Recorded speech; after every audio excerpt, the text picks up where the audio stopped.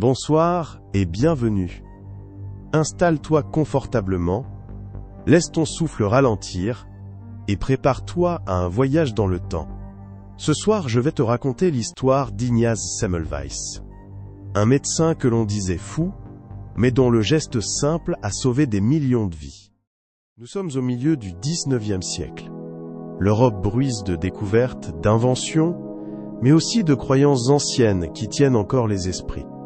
Dans les salles d'accouchement des grands hôpitaux, un drame silencieux se répète jour après jour. Des femmes jeunes, fortes, pleines d'espoir, succombent quelques heures ou quelques jours après avoir donné la vie. On appelle ce fléau la fièvre puerpérale. Une fièvre impitoyable, incomprise. Les médecins se sentent impuissants, et dans les couloirs résonnent les pleurs des familles. C'est dans cet univers de souffrance qu'apparaît un homme, un médecin viennois nommé Ignaz Semmelweis. Il n'est pas encore connu. Il n'est pas encore un héros. Il est simplement un jeune homme attentif, habité par un regard différent. Là où d'autres détournent les yeux, il observe. Il questionne. Il s'interroge sur ce mystère qui déchire les foyers et assombrit la lumière de la naissance. Semmelweis sent en lui une force étrange, un besoin de comprendre, comme si une voix intime lui murmurait que la vérité était proche. Et dans le silence des couloirs, il se promet de chercher, jusqu'à trouver. Dans la ville de Vienne, l'hôpital général possède 2 cliniques de maternité. La première est dirigée par des médecins et des étudiants en médecine. La seconde est confiée aux sages-femmes. À première vue, rien ne semble distinguer ces lieux. Les salles sont semblables, les lits identiques. Et pourtant, une différence frappe Semmelweis. Dans la première clinique, la mort rôde. La fièvre puerpérale emporte une mère sur 10, parfois davantage.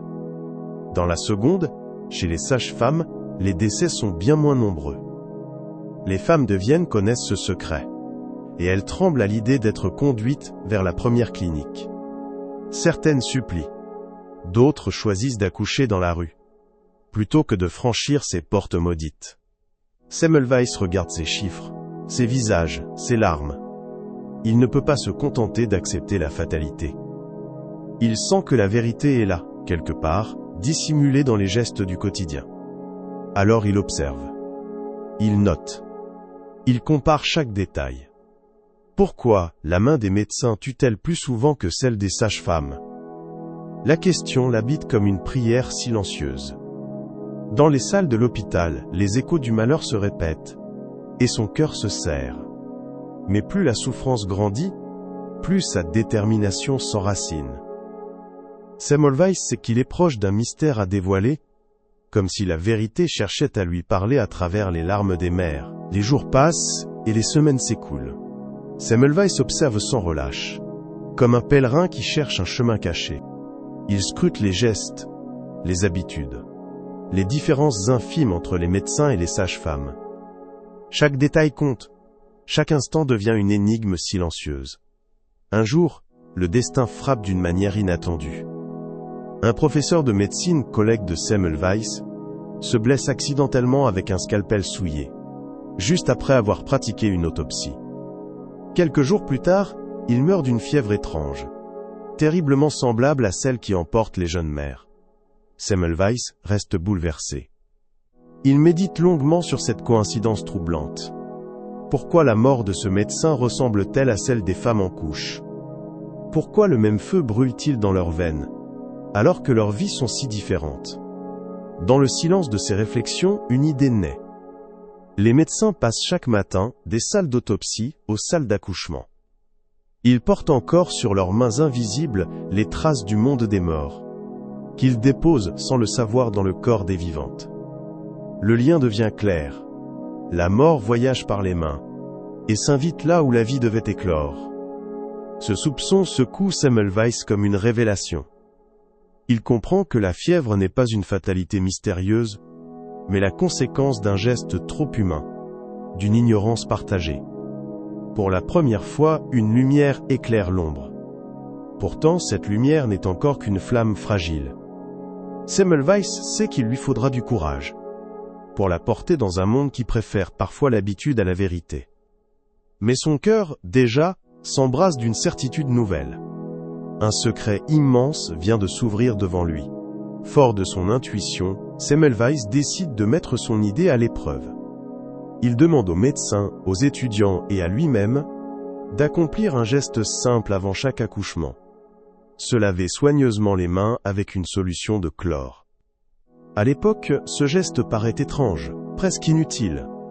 Beaucoup rient, certains obéissent à contre-cœur. Le chlore irrite la peau, son odeur pique les narines, et les habitudes sont lourdes à briser. Pourtant, Semmelweis insiste avec une force tranquille, comme s'il savait déjà que derrière cette barrière invisible se cachait la clé de la vie. Jour après jour, semaine après semaine, les chiffres commencent à parler. Là où régnait la mort, la vie reprend sa place. Le nombre de femmes qui succombent à la fièvre diminue, et bientôt, les salles autrefois assombries par les larmes s'emplissent de nouveau de rires et de berceuses. Semmelweis observe ce miracle avec un mélange d'humilité et d'émerveillement. Il ne se considère pas comme un génie, mais comme un témoin privilégié d'une vérité simple. La pureté d'un geste peut sauver des existences entières. Dans le silence des couloirs, il imagine l'avenir. Un monde où chaque médecin comprendrait l'importance de ce lavage des mains. Un monde où les naissances ne seraient plus associées à la peur, mais seulement à la lumière d'un commencement. Mais ce rêve lumineux se heurte bientôt à la dureté des hommes. Car là où Semmelweis voit une évidence, d'autres ne voient qu'une intrusion dans leur certitude. Son geste invisible, trop simple pour être accepté, deviendra bientôt une source de conflits et de douleur. Les résultats sont là, clairs, lumineux. Les chiffres ne mentent pas. Dans la clinique où Semmelweis impose le lavage des mains, la mortalité chute de manière spectaculaire. Là où régnait la peur et la désolation, la vie reprend ses droits. Pourtant, ce miracle n'éveille pas l'enthousiasme qu'il espérait. Ses collègues restent sceptiques. Certains murmurent qu'il exagère les chiffres. D'autres affirment que la fièvre des femmes ne peut pas venir d'un simple contact, mais qu'elle est inscrite dans la fatalité du corps féminin. Semmelweis plaide avec passion. Il montre les registres, les courbes, les noms des patientes sauvées. Mais plus il parle, plus la résistance se renforce. Ses supérieurs se sentent attaqués, comme si reconnaître la vérité revenait à avouer leur culpabilité, dans la mort de tant de mères. Les rires moqueurs résonnent parfois dans les couloirs. On le surnomme « l'homme aux manies étranges », le médecin obsédé par le chlore. Et derrière ces sourires méprisants, se cache une peur plus profonde, celle de changer, celle d'abandonner des certitudes transmises depuis des générations. Ignaz Semmelweis, pourtant, ne recule pas. Il sait ce qu'il a vu, il sait ce qu'il a sauvé. Dans le silence de ces nuits, il entend encore les pleurs des familles, et il se rappelle que son devoir n'est pas de plaire à ses pairs, mais d'écouter la vérité que son regard a révélée. Mais ce combat contre l'incompréhension ne fait que commencer.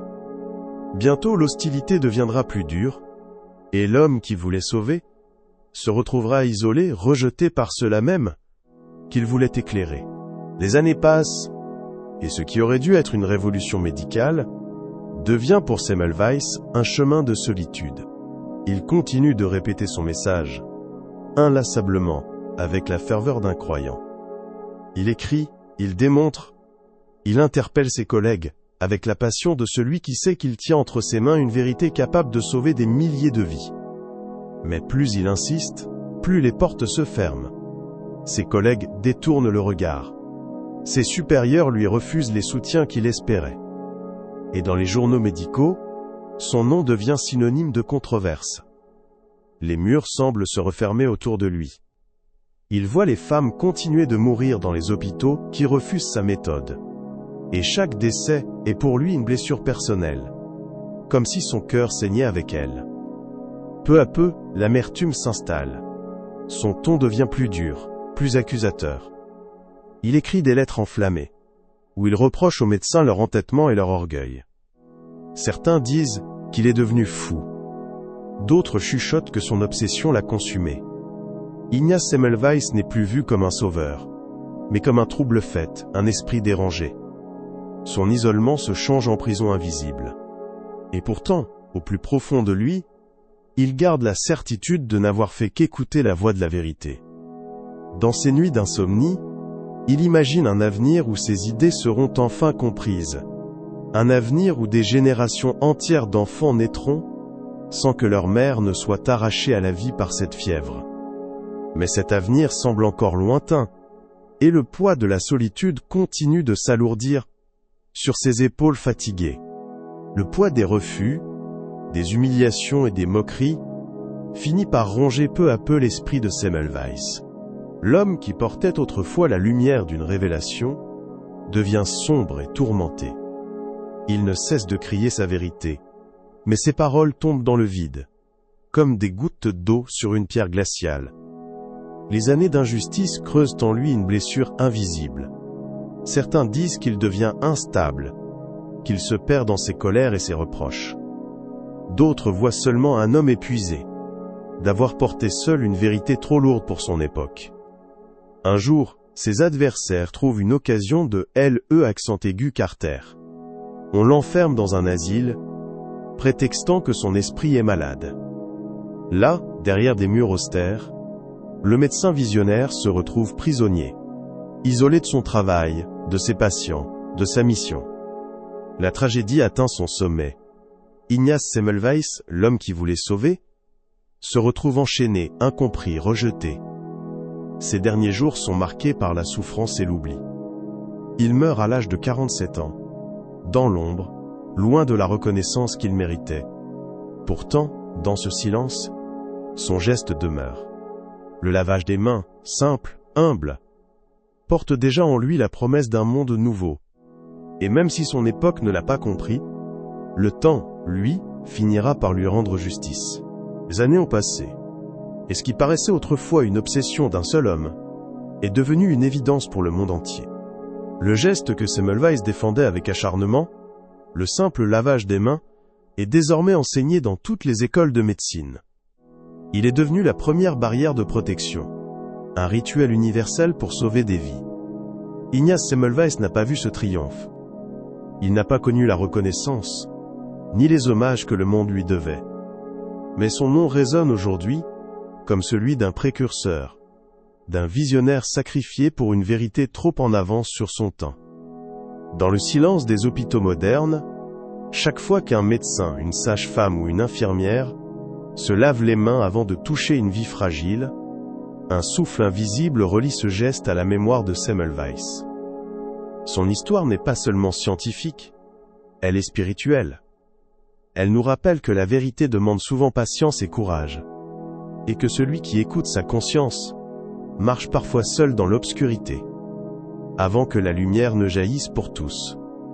Ainsi, le médecin que l'on traitait de fou s'est transformé en guide silencieux pour l'humanité. Et à travers chaque vie sauvée, son héritage continue de rayonner, comme une flamme qui ne s'éteindra jamais. Ainsi se termine ce récit. Merci d'avoir partagé ce moment de calme et d'écoute. Que cette histoire t'accompagne doucement vers le repos. Bonne nuit.